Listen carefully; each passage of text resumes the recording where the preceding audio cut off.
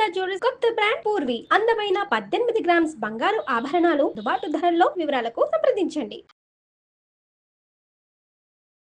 Legal advice కార్యక్రమానికి స్వాగతం. మనతో పాటు అడ్వకేట్ వెంకటేశ్వరి గారు ఉన్నారు. నమస్తే అమ్మా. నమస్తే అమ్మా. రాణి అని ఒక అమ్మాయి మనతో పాటు స్టూడియోలో కూర్చునుందమ్మా. Okay marital issue. ఓకే నాకు ఒక న్యాయం చేయండి, నాకేం చేయాలో అర్థం కావట్లేదు, ఈ బంధంలో ఉండాలా వెళ్ళిపోవాలా, ఉండటానికి అవకాశం లేదంటే ముందు నుయ్యి వెనక గొయ్యి అన్నట్లుగా తయారైంది నా పరిస్థితి. ఎవ్వరికీ కూడా ఇలాంటి సమస్య రాకూడదని కోరుకుంటున్నానమ్మా. దానికి సంబంధించి ఏం చేయాలి అనేది కూడా మీ సలహా చాలా అవసరము. మరి ఇంకా ఆలస్యం చేయొద్దమ్మా, రాణితో మాట్లాడేద్దాము. నమస్తే మా రాణి. నమస్తే. ఓకే, మరి మేడం ఉన్నారు. నాకు చెప్పిన విషయం అంతా కూడా చక్కగా క్లియర్గా అబద్ధం చెప్పకుండా సూటిగా మేడంకి చెప్పు. నమస్కారం అమ్మ. నమస్తే అమ్మా. నా పేరు రాణి అమ్మ. నాది చాలా పేద కుటుంబం. ఓకే నాకు మా నాన్న లేరు చిన్నప్పటి నుంచి. మా అమ్మ ఒక్కతే చూసుకుంది. బంధువులు ఎవరు లేరు, అంటే దూర బంధువులు ఉన్నారు, దగ్గరలో లేరు. అంటే నాన్న చనిపోయారు? చిన్నప్పుడే చనిపోయారు. చిన్న డిసీజ్ లాగా వచ్చి చనిపోయిండ్రు. అయితే తర్వాత ఇంకా ఇంట్లో నడుపుకు మీరు చాలా చిన్నప్పుడు చనిపోయారు అన్నారు కదా, మరి మీ బ్రతుకుతారు ఎలాగా? ఎంతమంది మీరు? నేను ఒక్కదాన్నే. ఓకే, మరి ఎట్లా? అయితే మా అమ్మ ఉండి చిన్న కూలి పని, వ్యవసాయం పని అలా చేసేదాన్ని. నేను అంతలోపు చదువు కంప్లీట్ అయింది, అది ఇంటర్ కంప్లీట్ అయింది. తర్వాత ప్రైవేట్ జాబ్ చేస్తూ వచ్చాను. ఇంటర్ తర్వాతే జాబ్ లోకి వెళ్ళి ఇంటర్ తర్వాత మామూలు ప్రైవేట్ జాబ్స్ ఉంటాయి, కుటుంబ పోషణ కదా, పని చేసుకుంటూ చదువుకుంటూ ఉండింది అన్నమాట. చాలా గొప్ప విషయం. అంటే అమ్మాయి చాలా పద్ధతిలో పెరిగినటువంటి అమ్మాయి. అంతేగమ్మా. తర్వాత జాబ్ చేస్తూ మళ్ళీ డిగ్రీ కంప్లీట్ చేసినాను. డిగ్రీ కంప్లీట్ చేసిన తర్వాత మళ్ళీ ప్రైవేట్ జాబ్స్, స్కూల్లో టీచింగ్ అలాంటివి ట్రై చేసినాను. ఓకే, అమ్మ కొంచెం ఇబ్బంది ఉండి పెళ్లి చేద్దామని అనుకున్నది. పెళ్లి చేద్దాం అనుకుంటే ఇక్కడ ఊర్లో చూస్తే ఏమంత సరిగా లేవు. ఇట్లా తెలిసిన వాళ్ళు ఉండి ఇట్లా మ్యాట్రిమోనీలో దాంట్లో చూద్దామని చెప్పిండ్రు. అయితే దాంట్లో వాళ్ళని అడిగి బయట సంబంధం, ఇట్లా దూరపు సంబంధం అని చూసిండ్రు. దూరపు సంబంధం చూస్తే ఇక్కడ మచిలీపట్నం అక్కడ ఒక సంబంధం దొరికింది. ఓకే, అంటే మీ బంధువులా? బంధువులు కాదు, దూరపు వాళ్ళే. దూరపు వాళ్ళు, ఎవరో తెలియని వాళ్ళే మచిలీపట్నంలో ఉన్నారని చెప్పారు. మ్యాట్రిమోనీ ద్వారా వచ్చిందంట. దూరపు సంబంధం అంటే నేను ఏమన్నా బంధువులేమో, ఎందుకంటే బంధువులు అయితే వాళ్ళ గురించి అన్ని తెలిసి ఉంటాయి కదా. అవును, మరి అమ్మాయికి ఏం కష్టాలు వచ్చినాయి అని నాకు డౌట్ వచ్చింది. అదేలేమ్మా. సో బయట వాళ్ళే, ఎవరు బయట వాళ్ళే. అయితే బయట నుంచి సంబంధం వచ్చి చూసిండ్రు. ఇంకా వాళ్ళు వీళ్ళు మాట్లాడుకొని ఇంత కట్నంలో అని చెప్పేసి చేసిండ్రు. ఇచ్చారు. 3 లక్షల దాకా ఇచ్చింది. అదేలే. ఇక ఇప్పుడు తను పని చేసుకుంటుంది, వాళ్ళ అమ్మ ఏదో పాపం చిన్న చేసి పిల్లకి పెళ్లి చేయాలి, మంచి సంబంధం అన్నట్టుగా చేయడం జరిగింది. ఓకే, అయితే అట్లా 3 లక్షల్లో పెళ్లి అంతా అయిపోయింది. అతను ఏం చేస్తాడు? అతను చిట్ ఫండ్స్ జాబ్ చేస్తాడు. అయితే పెళ్లి అయిన తర్వాత అత్తగారింటికి పోయినాము. ఆ కొద్ది రోజులు బాగానే ఉండేవాళ్ళం. ఆ తర్వాత ఏమైందేమో సరిగా పట్టించుకోవడం. ఎన్ని రోజులు బాగున్నాడు? ఒక 10 రోజులు 15 రోజుల వరకు చాలా బాగున్నాడు. అంటే ఆ పెళ్లి సంబరాలన్నీ అయ్యేంత మటుకు 16 రోజులు పెళ్లి పండుగ అంటారు కదా, అవి అయ్యేంత మటుకు బాగున్నాడు. ఓకే, ఆ తర్వాత ఏమైందేమో సరిగా పట్టించుకోకపోవడం, అసలు దగ్గరికి రాకపోవడం, కలవకపోవడం, ఏం చేసినా బాగాలేదు అనడం.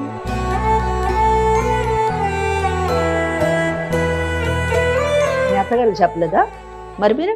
మా అత్తగారు పక్కనే ఉండి చూస్తుంది. ఎందుకు ఇట్లా అని అంటే, అతను కొత్త కదా ఈ లైఫ్ ఇట్లా ఉండడము, అందుకే ఇట్లే ఉంటాడు, నిమ్మలంగా అతని దగ్గరికి అవుతాడు, నువ్వు దగ్గరికి చేసుకోవాలి అని అంటే సరే అని చెప్పి నాకు ఇంకా అతను డ్యూటీకి పోతున్నాడు. ఇంకా ఈమె ఏం చేస్తుంది, అత్తయ్య నాకు ఇంట్లో పని ఎట్లా చేయాలి, ఎట్లా అలవాటు చేసుకోవాలి, నా తర్వాత నువ్వే కదా, నువ్వే చేసుకో, అది ఇదని ఈమె చెప్పుకుంటూ వచ్చింది. మరి నువ్వు ఆఫీస్ కి వెళ్ళట్లేదమ్మా, మానేసావా జాబ్ ని? అంటే ఇంట్లో పని అలవాటు అయిన తర్వాత నిమ్మలంగా పోదువు, ఇప్పుడు ఏముంది తొందర, నీకు ఇప్పుడు ఈ ఊరు కొత్త కదా, ఇక్కడ ప్రపంచం కొత్త కదా, కొన్ని రోజులు అయినాక నా కొడుకే నిన్ను పంపిస్తాడు అంటే నేను ఆ మాట, పెద్దల మాట ఎందుకని వినుకుంటూ వచ్చిన. చేసినాను. ఇంట్లో పని చేసుకుంటూ ఈయన డ్యూటీకి పోయి వచ్చేవాడు. వచ్చినాక ఓ రోజు ఆయాస పడుకుంటే సరుకులు తెచ్చేవాడు. సరుకులు తెచ్చి ఒక దూరం పెట్టి కూర్చొని చాలా ఆయాస ఇట్లా కూర్చొని మొత్తం ఇదంతా ఇట్లా పైకి లేసేటట్లు చాలా ఆయాస పడిపోతున్నాడు అసలుకి. సరే ఎందుకో ఏమో అడుగుదాం అత్తయ్యనని ఊకున్నాను. పొద్దున్న లేసి యథావిధిగా చేసుకొని పోతున్నాడు. పోతూ అక్కడ ఒకటి టాబ్లెట్ వేసుకొని పోతున్నాడు. రోజు వేసుకుంటున్నాడు. ఇట్లా ఆయాస పడినప్పుడు మీ అత్తయ్య ఏం కంగారు పడలే? ఏం లేదు, ఆమె ఊకే దగ్గరకు వచ్చి నీళ్ళు ఇవ్వడం. మామూలుగా ఇప్పుడు మీరు ఇట్లా కూర్చుంటే ఏంటి కొత్త ఏమైంది అని కొత్తగా ఏమి తెలుసుకోవడానికి ప్రయత్నించలేదు. అయితే టాబ్లెట్ వేసుకొని నార్మల్ గా డ్యూటీకి వెళ్ళిపోయిండు. ఎప్పుడు ఎలా వెళ్తాడో అలాగే వెళ్ళిపోయిండు. వెళ్ళి మళ్ళీ సాయంత్రం వచ్చిండు. సాయంత్రం వచ్చినాక నాకు ఒళ్ళు నొప్పులు నీరసంగా ఉంది అని అన్నాడు. అయితే ఆ రోజు శనివారం ఏమో ఉంది. అత్తయ్య నుండి అడిగినా నేను, అత్తయ్య రేపు ఆదివారం కదా ఇట్లా బయటికి పోయి వస్తాం గుడికి ఎక్కడన్నా అని అడిగినాము. ఇక్కడ మచిలీపట్నం ఎప్పుడు చూడలేదన్నారు కదా ఒకసారి పోయి వస్తాము అంటే అత్తయ్య ఉండి పోయిరండి అని చెప్పింది. మళ్ళీ వెళ్ళేటప్పుడు మళ్ళీ వేసుకున్నాడు టాబ్లెట్. మళ్ళీ వేసుకుంటే ఎందుకు వేసుకుంటున్నాడు, కొంతమంది చప్పరెట్టి వేసుకుంటారు కదా అవేమో అనుకున్నాను. అవేమో అని అనుకుని పోయినాను. పోతే అక్కడ బయటికి పోయినాక స్టెప్స్ ఎక్కే దగ్గర కానీ మామూలుగా నడిచేటప్పుడు రోడ్డు మీద కానీ ఆయాస పడుతున్నాడు. ఇచ్చిన తాగినాక బాటిల్ ఇట్లా పట్టుకొని కింద పడిపోయిండు. అయ్యో పడిపోయినాక ఆ చుట్టుపక్కల రోడ్డు మీద ఉన్న వాళ్ళందరూ హాస్పిటల్లో జాయిన్ చేసిండ్రు. హాస్పిటల్లో జాయిన్ చేసినాక ఇట్లా లోపలికి తీసుకెళ్ళి ఇట్లా చెయ్యాలి, ఇట్లా టెస్టులు చేస్తాము అది ఇది అని అన్నారు. అన్న తర్వాత నేనుండి కంగారై భయపడి ఇంట్లో వాళ్ళకి చెప్పాలి. అత్తయ్య మామయ్యకు ఫోన్ చేసినాను. అత్తయ్యకి మామయ్యకి ఫోన్ చేస్తే వాళ్ళు వచ్చిండ్రు. తర్వాత ఇతనికి ఏవేవో టెస్టులు చేయాలంటే లోపల తీసుకెళ్ళిండ్రు. అత్తయ్య వాళ్ళు వచ్చినాక నాకు కూడా టెస్టులు చేయాలి. నీకెందుకు, ఆయన కదా పడిపోయింది, నీకెందుకు టెస్ట్? ఆరోగ్యం బాగాలేదు, ఇద్దరికి చెయ్యాలి అని అన్నారు. అన్న తర్వాత అతనికి HIV పాజిటివ్ ఉంది, నీకు కూడా ఉందేమో నీ వల్ల అతనికి అని చెప్పి డౌట్తో నాకు కూడా టెస్ట్ చేసింది. ఓకే, మీ రిపోర్ట్ ఏమొచ్చింది? ఏం లేదు, నిల్ అని వచ్చింది. Thank God. అతనికి ఉంది అని చెప్పిండ్రు. అయితే నాకు అతనికి కలిసిందే లేదు అసలుకి. అతను పెళ్ళయి ఒక 10 to 15 days మాత్రమే అయ్యింది. అయినా అందులో అతను నా దగ్గర సరిగా ఉండకపోవడము, నాతో మాట్లాడకపోవడము, నన్ను దగ్గరికి రానియకపోవడం, నన్ను పట్టించుకునేవాడే కాదు మేడం అసలుకి. మంచిదే ఇందులో పట్టించుకోండి నిజం చెప్పాలంటే. మరేనమ్మా బాగా చెప్పారు మేడం. పరిస్థితి ఏం అర్థం అయితలేదు అసలుకి. ఏం తెలియకుండా చేసుకున్నాడు మ్యారేజ్. అసలుకి పెళ్లి నన్ను ఏం చెప్పలేదు. అత్తయ్య మామికి వాళ్ళకి తెలుసు అంటావమ్మా? వాళ్ళకి తెలిసే ఉంటది మేడం. ఎందుకంటే అత్తయ్య ఎప్పుడు మా వెనకాలే, వంట చేసేటప్పుడు నా వెనకాలే, ఆయనకు భోజనం పెడేటప్పుడు నా వెనకాలే, ఆయనతో ఏం మాట్లాడినా నా వెనకాలే. ఇట్లా బెడ్రూమ్ అయితే ఇట్లా కింద కూర్చొని చూసేవాళ్ళు. ఏం చేస్తున్నారు, ఏంది, ఏం మాట్లాడుకుంటున్నారు. నేను 2 సార్లు అట్లా గమనించి అడిగిన నా అత్తయ్యని, ఎందుకు అత్తయ్య ఇక్కడ కూర్చున్నారు, పడుకోలేదా, అక్కడ బయట ఎవరో వచ్చిండ్రు కదా పలకరియడానికి పోలేదా అని అడిగినాను. అడిగితే ఆమె ఉండి, మీకు కొత్త కాపురం కదా, మీకేం తెలియదు, ఎట్లా ఉంటున్నారో చూసుకోవాలి, చెప్పాలి కదా, మళ్ళీ ఈ విషయం బాలేరు అంటే బయట వాళ్ళకు తెలుస్తుంది కదా, తెలిస్తే ఇంటి పరువు పోతుంది కదా, ఇంటి మర్యాద పోతుంది కదా. సంబంధం ఉందమ్మా? ఇప్పుడు HIV అని తెలిసింది కదా, తెలిసిన తర్వాత నీ పరిస్థితి ఏంటి, నువ్వేం చేయాలనుకున్నావు, అసలు నీ భవిష్యత్తు ఏంటి? అయితే నేను అతన్ని చూస్తూ ఉండలేను కదమ్మా అతనితోనైనా. అందుకని అత్తయ్యని అడిగితే అత్తయ్య రోజు నాతో గొడవ పడడం, నాతో కావాలని పని చేయించడం, నన్ను ఒక పని మనిషిలాగా ఇంకా నిమిషం ఊకుండకుండా బయట, ఇంట్లో, లోపల, పైన ఇల్లు దులుపు అది ఇది చేయడం. మీ అమ్మగారికి చెప్పలేదా? చెప్పినాను. మరి ఆయన టెస్ట్ చేస్తే HIV పాజిటివ్ ఉంది అని అన్నారు. మరి అత్తయ్యనేమో నన్ను పని ఎక్కువ చేయిస్తుంది, నన్ను తిడుతుంది, కొడుతుంది, బాగా సతాయిస్తుంది మేడం. అసలుకి నాకేందమ్మ పరిస్థితి. ఇప్పుడు ఇంటికి వద్దామంటే ఇంటి చుట్టుపక్కల అందరూ హేళన చేసేవాళ్ళే. ఒక్కరు కూడా సానుభూతి చూసి ఇట్లా అయ్యింది కదా దగ్గర తీసుకునే వాళ్ళు ఒక్కరు కూడా లేరు. మనకు చుట్టాలు లేరు, నాన్న లేడు. ఎవ్వరు లేరు, మరి ఇప్పుడు నేను ఈడే నోరు మూసుకొని ఇంట్లో ఉండాలా, మరి ఎట్లా ఇంటికి రమ్మంటావా, ఏం చేయాలని అమ్మని అడిగితే అమ్మ ఉండి అక్కడే ఉండు, ఎట్లోలాగా సర్దుకుంటది, ఏదన్నా అవకాశం దొరుకుతుంది, సర్దుకునే విషయం కాదు కాదు కదమ్మా అసలు. సర్దుకుంటది, తొందరలోనే మంచిగా అవుతుంది. అది ఆమెకు తెలుసు అసలు హెచ్ఐవి అంటే ఏంటో. ఆమె చెప్పిన అర్థం కాని పరిస్థితి ఆమెది, ఇంకా అందుకని చెప్పాలి ఏం కదా. చెప్పలేదు, ఇంకా ఏం చేయాలో నాకు కూడా అర్థం అవుతలేదు. అందుకే మీరు ఏమైనా సహాయం చేస్తారేమో అని ఇక్కడికి వచ్చినానమ్మా. నీకేం కావాలి అసలు అది చెప్పండి. నాకు అతని నుంచి విడాకులు కావాలమ్మా. ఓకే, హెల్త్ బాగోని అబ్బాయి, అది మామూలు డిసీజ్ కూడా కాదు కదా. నాకు ఎందుకు ఇచ్చి పెళ్లి చేశారు, అసలు నా జీవితం ఏం చేయదలుచుకున్నాను, నువ్వు గట్టిగా అడిగావా మీ మీ మీ ఆయన్ని కానీ మీ అత్తగారిని మామగారిని గాని? ఎక్కడమ్మా వెనకాల ఎవరైనా సపోర్ట్ ధైర్యం ఏమన్నా ఏం ఉంటే support తల్లి, అడగవచ్చు. ఇంకా ఇట్లా ఆలోచిస్తున్నారు ఏంటమ్మా నీ ఆడపిల్లలు? చదువును టీచర్ జాబ్ చేసే ఇదంతా 10 మందికి చెప్పే పిల్లవి నువ్వు. ఇంకా ఇటువంటి వాళ్ళు ఉన్నారా అని ఆశ్చర్యం కూడా నిజంగా కలుగుతుంది. చాలా ఆశ్చర్యం వేస్తుందమ్మా. నువ్వు ఇంత నిదానంగా మాట్లాడుతా ఉంటే, అంటే నీ తత్వం అది అయి ఉండొచ్చు, కానీ సమస్య అది కాదు కదా. మీ ఆయనతో మాట్లాడావు అసలు, అడిగి మాట్లాడనమ్మా. ఏమంటాడు? చెప్పలేదు ముందు, ఆ తర్వాత నిదానంగా అడగంగా విసుగొచ్చిందో ఏమో అమ్మ మరి ఆ రిపోర్ట్లో తెలిసింది కదా అతను చెప్పేదేముంది.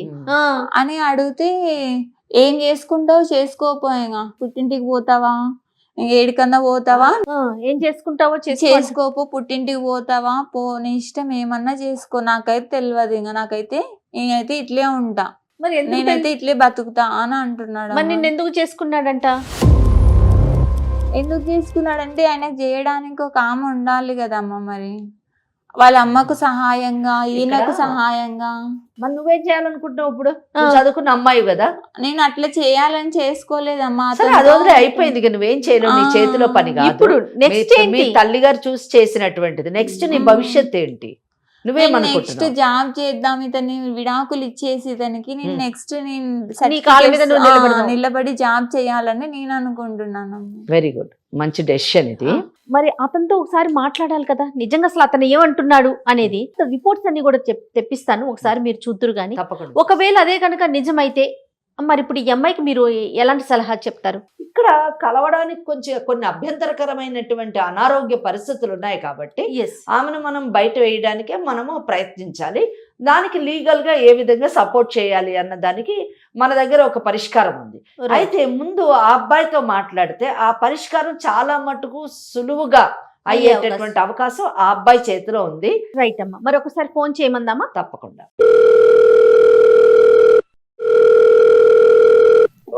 హలో, చెప్పు. ఎక్కడున్నావు?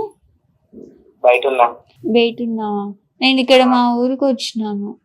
అవును, వెళ్ళిపోతా అన్నావు మీ అమ్మగారి ఇంటికి. వెళ్ళిపో, మళ్ళీ నాకెందుకు ఫోన్ చేసినావు? ఎందుకు ఫోన్ చేసినావు అంటే, మరి పెళ్లి చేసుకున్నావు, మరి ఇట్లా అయ్యింది, ఏంది విషయం, మరి నేను ఇంతేనా? ఇంకా నా దగ్గర పెట్టకు. ఉండాలనుకుంటే ఉండు, లేకపోతే ఎరుపు. వద్దనుకున్నప్పుడు మరి పెళ్లి ఎందుకు చేసుకున్నట్టు? అంతగానం ఇంటికి వచ్చి మీ అమ్మ అంతగానం చేసి. నేను కాబట్టి పెళ్లి చేసుకున్నా, లేకపోతే నిన్నెవడు చేసుకుంటాడు? ఆస్తుందా, అన్నం ఉందా, ఏముందని పెళ్లి చేసుకుంటాను నేను? అవి లేవు కాబట్టి చేసుకున్నావా ఇప్పుడు నువ్వు? నాకు తెలియదనుకున్నావా ఏమి? మరి అయితే నన్ను విడాకులు ఇస్తాను, వదిలే ఇంకా నన్ను. విడాకులు ఇవ్వడం నేను కాబట్టి నేను పెళ్లి చేసుకున్నా. నిన్ను ఇన్ని రోజులు మంచిగా ఒకసారి ఇవ్వమ్మా. ఇక్కడ మేడం మాట్లాడతారంట, ముందు. నేను వెంకటేశ్వరి అడ్వకేట్ ని మాట్లాడుతున్నాను నీతోని. నువ్వు రాణితో మాట్లాడినటువంటి మాటలు వింటే నాకు చాలా ఆశ్చర్యం వేసింది. ఎందుకంటే నువ్వు పచ్చి మోసం చేసి ఆ అమ్మాయిని పెళ్లి చేసుకొని ఆ అమ్మాయి జీవితం అంతా పాడు చేసావు. నీకు ఈ హెచ్ఐవి జబ్బు ఉందని తెలుసా లేదా నీకు ముందే? తెలుసు మేడం. మరి తెలిసి ఎందుకు పెళ్లి చేసుకున్నావు? హెచ్ఐవి ఉన్నప్పుడు కాపురం చేయడానికి అవకాశాలు ఉండవన్న సంగతి నీకు తెలీదా? మరి తెలిసి ఎందుకు చేసుకున్నావు? అమ్మాయికి చెప్పారా? టార్చర్ ఏం పెట్టలేదు మేడం. ఏం టార్చరు? టార్చర్ అంటే ఏంటి? కొట్టడమే టార్చరా? తిట్టడమే టార్చరా? ఒక భార్యగా తనకు కూడా కొన్ని కోరికలు ఉంటాయి కదా. ఆమె ముసలిది కాదు, ఆమెకేమీ హెచ్ఐవి లేదు. ఆ విషయం నువ్వు ముందు చెప్పాలి కదా. నువ్వు చెప్పావా? నువ్వు గాని మీ అమ్మ గాని చెప్పారా నీకు హెచ్ఐవి ఉందని? చెప్పలేదు మేడం. మరి చెప్పకుండా చేసుకోని దాన్ని ఏమంటారు చెప్పు నీ భాషలో. నేను చట్టం దృష్టిలో ఏంటో చెప్తాను.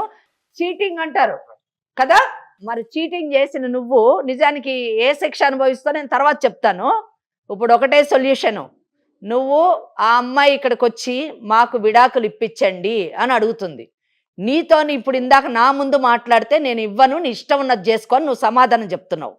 మా ఆ అమ్మాయికి విను నేను ఇయ్యను, ఎందుకంటే నా పరువు పోతుంది మేడం నలుగురిలో. బయటకు వెళ్ళినప్పుడు కింద పడిపోయి హాస్పిటల్కి తీసుకెళ్ళినప్పుడు నీ పరువు పోలేదా? నీకు హెచ్ఐవి ఉందని చెప్పినప్పుడు అంటే నీ పరువు గురించి ఆ అమ్మాయి జీవితాన్ని బలి చేస్తావా?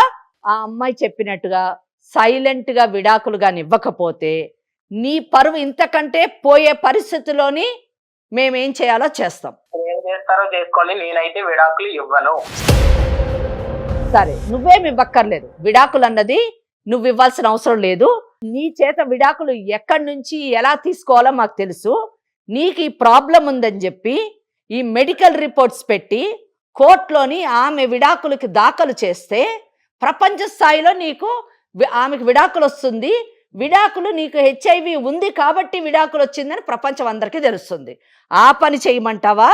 లేకపోతే నేను ఇంకో దారి చెప్తాను, నీ పరువు పోకుండా ఆమె బయటపడేటట్టు నువ్వు సేఫ్గా ఉంటావు, ఆమె సేఫ్గా ఉంటుంది. రెండోది కావాలా, మొదటిది కావాలా? ఏది కావాలి నీకు? ఆ అమ్మాయిని బాగా చూసుకుంటున్నా, వాళ్ళ ఇంట్లో ఫైనాన్షియల్ గా ప్రాబ్లం అయితే కూడా నేను ఆ అప్పులు కట్టి ఆ అమ్మాయిని ఏమి ఇబ్బంది కూడా పెట్టట్లేదు. నేను ఆ అమ్మాయిని వదులుకోవాలని కూడా అనుకోవట్లేదు. ఫైనాన్షియల్ నువ్వేం చూసుకోక్కర్లేదు. వాళ్ళమ్మ కూలియో నాలో చేసుకొని ఆమె బతుకుతుంది. ఇన్ని రోజులు ఈ పెంచలేదా? అమ్మాయి ఏమో ఈ అమ్మాయి టీచర్ జాబ్ 4 ట్యూషన్లో చెప్పుకొని ఈమె బతుకుతుంది. నీతో పెళ్లి కానప్పుడు అంటే 2-3 నెలల క్రితం మటు కూడా వాళ్ళ బ్రతుకు వాళ్ళు బ్రతికారు కనుక ఆ విషయం నువ్వేం ఆలోచించద్దు, అది పక్కన పెట్టేసాయి. ఇంకా అమ్మాయిని చాలా బాగా చూసుకుంటున్నా అంటే ఏం చూసుకోవడం? మీ ఇంట్లో పని చేయడానికి పని మనిషికి ఉపయోగించుకోవడం, బాగా చూసుకోవడమా? అంతేగాని నీతో పెళ్లి చేసుకున్నందుకు ఒక వైవాహిక జీవితం, ఒక సంసారం గడపడం బాగా చూసుకోవడమా? నీకైతే అవకాశం లేదు ఇప్పట్లో. ఓకే, హెచ్ఐవికి ఇప్పుడు ట్రీట్మెంట్ ఉంది, బాగా అయ్యేటటువంటి అవకాశం ఉంది.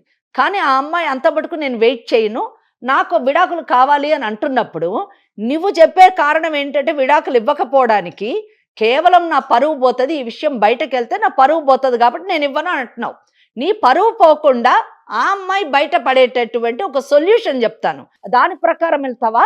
లేదా మేమేం నీకు హెచ్ఐవి ఉంది అనే కారణంతో విడాకులు వేస్తే ప్రపంచ స్థాయిలో అందరికీ తెలుస్తుంది. ఈ రెండిట్లో ఏది కావాలో నువ్వు సెలెక్ట్ చేసుకో. హెచ్ఐవి వచ్చినంత మాత్రాన వాళ్ళని ఏదో అంటరాని వాళ్ళుగా చూడడం అన్నది తప్పు అన్నది మేము వీలైనంత మటుకు మేము సమాజము అలాగే మెడికల్ ఫీల్డ్ వాళ్ళు ప్రభుత్వము చాలా అవేర్నెస్ తీసుకొస్తున్నారు. కానీ భార్య ఉండాలా వద్దా అనేటటువంటి ఒక పర్సనల్ ఇది ఆమె రైట్, అది ఆమె హక్కు కనుక అది నేను చెప్పినట్టు వినండి. వింటే మీకు ప్రాబ్లం ఉండదు, ఆమెకి ప్రాబ్లం ఉండదు. మీరు తర్వాత క్యూర్ అయిన తర్వాత ట్రీట్మెంట్ తీసుకొని క్యూర్ అయిన తర్వాత మళ్ళీ చక్కగా పెళ్లి చేసుకోండి. అమ్మాయికి ఉన్న విషయం చెప్పి మంచిగా వేరే మ్యారేజ్ చేసుకొని సెటిల్ కండి. ఇప్పుడు ఈ అమ్మాయి ఉండనని అంటుంది, దానికి ఏం చేస్తుంది చెప్పండి? ఆ అమ్మాయి యాక్చువల్గా నేను చెప్పొచ్చు, అమ్మ నువ్వు ఈ కారణం చూపించి విడాకులకు వెళ్ళు అని చెప్పొచ్చు. నేను వదులుకోవాలనుకోవట్లేదు. ఆ అమ్మాయి వదులుకోవాలి అని అనుకున్నప్పుడు ఆ అమ్మాయికి ఈ కేసులో అవకాశం ఉంది. నిజమే, కొన్ని కేసుల్లోని నువ్వు వదులుకోవద్దు, నేను వదులుకోవద్దు అని అనుకుంటే మేము కూడా చెప్తాం ఆ అమ్మాయి కౌన్సిలింగ్ చేసి ఆయనకు వదులుకోవాలనుకోవట్లేదమ్మా. తప్ప మేడం? 100% తప్పు. ఎప్పుడు తప్పు కాదండి, నాకు ఈ ప్రాబ్లం ఉంది అని నువ్వు చెప్పి ఆమె దానికి అంగీకరించి ఆమె కూడా ఒప్పుకొని నిన్ను పెళ్లి చేసుకుంటే తప్పు కాదు. ఫిజికల్ గా కూడా ఎప్పుడు టచ్ చేయలేదు మేడం. మరి అదే అక్కడ అమ్మాయి ఎక్స్ప్రెస్ చేస్తున్న ప్రాబ్లం అదే. ప్రేమగా చూసుకుంటున్నాను. ప్రేమ అంటే పెళ్లిలోని వైవాహిక జీవితంలోని సంసారం చేయడం అంటే కూడా ఒక పార్ట్, ఒక అంతర్భాగం. కోర్టుకు వెళితే ఆమెకి ఈ కారణం చూపించి కోర్టుకు వెళ్తే విడాకులు వచ్చేటటువంటి అవకాశం ఉంది. కనుక నేనేం చెప్తున్నానంటే ఈ కారణంతో కోర్టుకు వెళ్ళి నీ పరువు తీసుకునే కంటే ఇద్దరు కలిసి మ్యూచువల్ కన్సెంట్, పరస్పర అంగీకారంతో మా ఇద్దరికి పెళ్ళయింది కానీ మా ఇద్దరికి అసలు కంపాటబిలిటీ లేదు, మా ఇద్దరికి పడటం లేదు, సఖ్యత కుదరటం లేదు కనుక మేము విడాకులు తీసుకుంటామని సింపుల్గా మీరు విడాకులకు వెళ్తే ఎవరి మానాన్ని విడాకులు తీసుకుంటారు, ఎవరి మానాన్ని వాళ్ళ జీవితాన్ని జీవించవచ్చు. ఈ కారణం చెప్పము. మీరు మ్యూచువల్ కన్సెంట్ అంటే పరస్పర అంగీకారంతో ఇద్దరు కలిసి విడాకులకు అప్లై చేసుకుంటే ఈ కారణాన్ని చెప్పక్కర్లేదు. ఇదే కరెక్ట్ సొల్యూషన్. టైం తీసుకో, అలాగే ఒక వైజ్ డెసిషన్ కూడా తీసుకో. కొంచెం తెలివిగా ఆలోచించి సరైనటువంటి నిర్ణయం తీసుకో. ఇద్దరికి కూడా ఇది నిజం చెప్పాలంటే విముక్తి అని చెప్పొచ్చు. ఓకేనా? Okay madam. ఓకే. కాదమ్మా, ఆ అమ్మాయి మాట్లాడిన రూడ్నెస్ మీరు వెంటనే అడ్వకేట్ అనగానే చూసారా అతను? అవును. అంటే ఇన్ని రోజులు ఎంత ఇబ్బంది పెడుతున్నాడు ఆ అమ్మాయిని. ఆ పిల్ల మాట్లాడుతుంటేనే మనకు అర్థమైపోతుంది ఎంత అమాయకురాల్లాగా ఉందంటే, జీవితాన్ని బలి చేసుకొని. ఇక్కడ ఆ అమ్మాయికి దురదృష్టం ఏంటంటే తల్లి తప్ప ఎవరూ లేరండి, మగదిక్కు లేదు, ఒంటరితనము, పేదరికము, దానికి తోడు ఏదో ఒక అండ దొరికింది, ఒక ఆధారం దొరికింది అన్న ఆలోచనతోని పెళ్లికి ఒప్పుకుంది, పెళ్లి చేసుకుంది, ఏదో జీవితాన్ని గడపాలనుకుంది. కానీ దురదృష్టము మళ్ళీ ఇక్కడ కూడా ఆమెను కాటు వేసి ఆ భర్త సంసారానికి పనికిరానటువంటి వ్యక్తి కావడం చాలా దురదృష్టకరమైనటువంటి విషయం. అమ్మ, ఇప్పుడు అతను కనుక ఓకే చేసి మీరన్న మాటలకి ఆలోచించుకొని ముందుకొస్తే సరే సరే, మరి లేని పక్షంలో రాణిని ఏ స్టెప్ వేయమంటారమ్మా? ఇక్కడ డైవర్స్ అని అనక్కర్లేదండి అమ్మా. చట్టంలోని 2 ఉన్నాయి. ఒకటి నల్లిటీ ఆఫ్ మ్యారేజ్, అంటే కొన్ని వివాహాలు రద్దు చేయబడతాయి, కొన్ని వివాహాలు అసలు వివాహం అనేటటువంటి పరిధిలోకే రాదు, కొన్ని వివాహాలు విడాకుల ద్వారా విచ్ఛిన్నం అవుతాయి. ఈమె కేసు విడాకుల కింద రాదు, ఈమె కేసు రద్దు చేయవలసినటువంటి పరిస్థితి. బిఫోర్ కంప్లీషన్ ఆఫ్ 1 year, అంటే ఈ ఒక సంవత్సరం లోపలే ఈమె వివాహము మోసం పూరితమైనటువంటి వివాహం అనేటటువంటి విషయం వెలుగులోకి వచ్చింది కాబట్టి, మోసం చేశారు, దట్టు ఈ సమస్యతోని ఉన్నాడు కాబట్టి ఈ వివాహం అసలు రద్దు చెయ్యాలి, నల్ అండ్ వైడ్ అని డిక్లేర్ చెయ్యాలి అని section 12 of Hindu marriage act కింద ఈమె కేసు వేసుకుంటే సింపుల్ గా ఈమెకి వివాహమే రద్దు అయిపోతుంది. అమ్మ, ఇక్కడ ఒక చిన్న అనుమానం అమ్మ, ఇప్పుడు తనకి భరణం వచ్చే అవకాశం ఉందా? వస్తుంది, భరణం వస్తుంది. అయితే ఇక్కడ ఒక చిన్న ప్రాబ్లం ఉంది ఈ కేసులోని. ఈ కేసులోని ఏదైనా కానీ మ్యూచువల్ కన్సెంట్ అని అయితే మనము ఒక అడ్వైజ్ అయితే చేశాము, కానీ ఆ మ్యూచువల్ కన్సెంట్ ఇప్పుడు ఇమీడియట్ గా రాదు. ఏ కేసు అయినా విడాకులు తీసుకోవాలంటే అది కంటెస్టెడ్ కేసు కానివ్వండి లేదా మ్యూచువల్ కన్సెంట్ కానివ్వండి, ఆఫ్టర్ కంప్లీషన్ ఆఫ్ 1 year మాత్రమే వెళ్ళాలి. ఓకే, ఇక్కడ ఏమైంది, పెళ్ళయింది 2 నెలలే అయ్యింది, 2 నెలల లోపల ఒకవేళ వెళ్ళాలి కోర్టుకి అంటే దాన్ని సెక్షన్ 12 కింద వివాహాన్ని రద్దు చేయండి అంటే నల్ అండ్ వైడ్ అని వెళ్ళాలి. ఆ గ్రౌండ్ ఏం చూపించాలి, చీటింగ్ ఒకటి అయ్యింది, ఈ అబ్బాయికి HIV ఉంది అని చెప్పాలి. అప్పుడేమైతుంది, ఆ అబ్బాయి నా పరువు పోతుంది అంటున్నాడు కాబట్టి మనకు అసలు ఆ సెక్షన్ 12 పక్కన పెట్టేయాలి. ఇప్పుడు సెక్షన్ 12 లోనే మనం ఈ అమ్మాయికి మంచి గ్రౌండ్, ఈ అమ్మాయికి మంచి కేసు, అది మోసం చేశాడు కాబట్టి అనుభవించాలి. అతను కూడా కొంత మీ మాటకి కన్విన్స్ అయ్యాడు కదా. కన్విన్స్ అయినప్పుడు అప్పుడు ఏం చేయాలంటే సెక్షన్ 13 కింద, యూజువలీ సెక్షన్ 13B అంటారు దాన్ని, మ్యూచువల్ కన్సెంట్. అది usually after completion of 1 year. కానీ ఈ కేసులోని ఎక్సెప్షనల్ సర్కమ్స్టెన్సెస్ లోని 1 year కంప్లీట్ కాకుండా కూడా మనం కోర్టుకు వెళ్ళొచ్చు, అది వివాహాన్ని విడాకులు కావాలి అని అడగొచ్చు. దాన్ని సెక్షన్ 14 కింద ఎక్సెప్షనల్ గ్రౌండ్స్ లోని పెటిషన్ వేయాలి, మా కేసుని కన్సిడర్ చెయ్యండి, 1 year కాలేదు చట్ట ప్రకారము కానీ స్టిల్ మాకు కావాలి. ఆ ఎక్సెప్షనల్ గ్రౌండ్ మనము ఈ ప్రాబ్లం ఉంది, సంసారానికి HIV ప్రాబ్లం ఉంది అనేటటువంటి ఒక ఎక్సెప్షనల్ గ్రౌండ్ తీసుకొని అప్పుడు ఈ అమ్మాయి మ్యూచువల్ కన్సెంట్ కి ఇద్దరు కలిసి వెళ్ళొచ్చు. అయితే అప్పుడు కూడా HIV అన్నది వెలుగులోకి వస్తుంది కదా అని మీకు డౌట్ రాదు, కానీ డిగ్రీలో రాదు. 13B లోని అంటే వీళ్ళకి వచ్చినటువంటి ఆర్డర్ లోని ఎందుకు విడిపోయారు అంటే HIV గ్రౌండ్ అని రాదు, ఇన్కంపాటబిలిటీ అని వస్తుంది. ఈ సెక్షన్ 14 లో పర్మిషన్ కి మాత్రమే HIV చూపిస్తాం, అదే వెలుగులోకి రాదు. కాంప్లికేటెడ్ కేసు అన్నమాట, లీగల్ గా complicated, but easy solution is that ఆ అబ్బాయి గాని మ్యూచువల్ కన్సెంట్ ఒప్పుకుంటే, though it is complicated legally, it can be made very simplify చేయొచ్చు. రైట్, అతను గనక మ్యూచువల్ అండర్స్టాండింగ్ కు వస్తే చాలా సింపుల్ అని చెప్తున్నారు. అవేంటమ్మా ఇవి రిపోర్ట్స్ మేడం కి ఒక్కసారి. ఇది క్లియర్ గా ఉంది కదమ్మా, HIV క్లియర్ గా ఉంది. అతను కూడా అడ్మిట్ చేశాడు, అవునవును అతను కూడా అడ్మిట్ చేశాడు, రిపోర్ట్స్ లో కూడా HIV అని ఉంది క్లియర్ గా. అయితే ఒకటి ఏంటంటే HIV కి మధ్యన ఏదో మందు కనుక్కున్నారు, HIV కూడా క్యూరబుల్ అంటున్నారు. రైట్, మరి ఇప్పుడు రాణిని ఏం చేయమందాం? రాణిని ఇప్పుడు ఒకటే సింపుల్ థింగ్, రాణి భయపడాల్సిన అవసరం లేదు. అతను ఒప్పుకున్నాడా, సింపుల్ గా మ్యూచువల్ కన్సెంట్ లో వెళ్తారు. ఒప్పుకోని పక్షంలో సెక్షన్ 12 కింద అంటే 13B కాస్త సెక్షన్ 12 కింద నల్ అండ్ వైడ్ అని వేసుకోవచ్చు. రైట్, ఇప్పుడైతే పుట్టింటికి వెళ్ళిపోవటమే బెటర్ అంటారా, అంతేనా? రైట్, వింటున్నావమ్మా, అది శుభ్రంగా మీ ఇంటికి వెళ్ళిపో. తర్వాత తను వచ్చిన దాన్ని బట్టి మేడంతో మళ్ళీ ఇంకొకసారి పర్సనల్ గా మాట్లాడి ఏం చేద్దాము, తను ఎలా వస్తాడంటే, ఎందుకంటే నువ్వు డివోర్స్ కి అడుగుతున్నావు కాబట్టి, అంతే కదమ్మా? అంతే అంతే.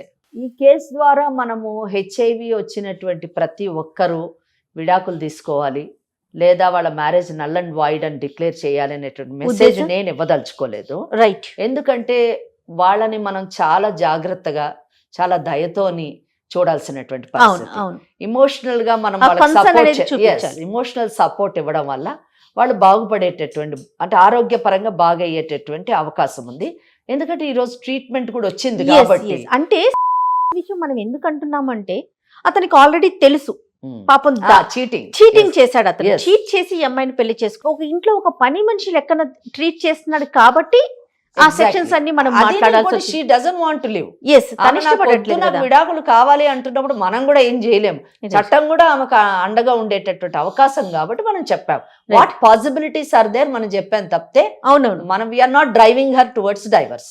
అందుకనే ప్రీ మ్యారిటల్ కౌన్సిలింగ్ అనేది చాలా అవసరం అనే అవునండి. విషయం ఇప్పుడు తెర మీదకి వస్తా ఉంది కదమ్మా.